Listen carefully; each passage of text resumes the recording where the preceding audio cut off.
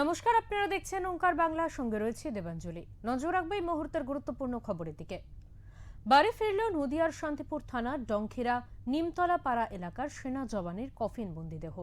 রাজস্থানের যোধপুরে কর্মরত ছিল সে। পরিবার সূত্রে জানা যায়, গত শুক্রবার রাতে প্রতিদিনের মতো ডিউটি করে নিজের ঘরে শুয়ে পড়েছিলেন। এরপর সকালে প্রতিদিনের মতো চা দিতে গিয়ে দেখা যায় তিনি আর কোনো সাড়া শব্দ দিচ্ছেন না।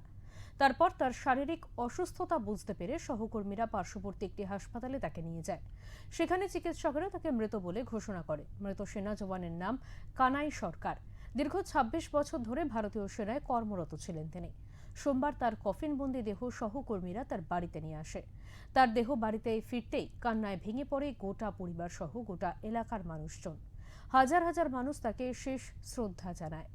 সেনাবাহিনীর তরফে তাকে জাতীয় পতাকা এবং ফুলের মালা সহ গান স্যালুট দিয়ে সম্মান জানানো হয়।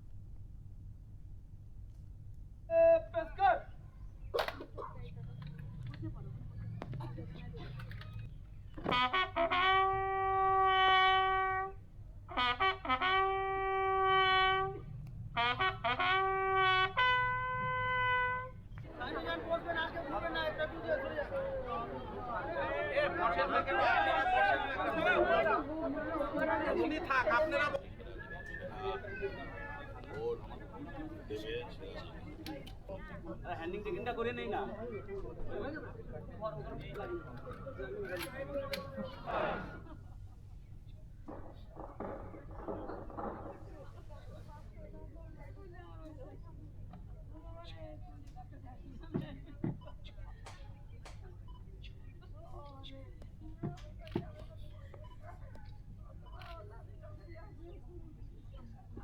বলে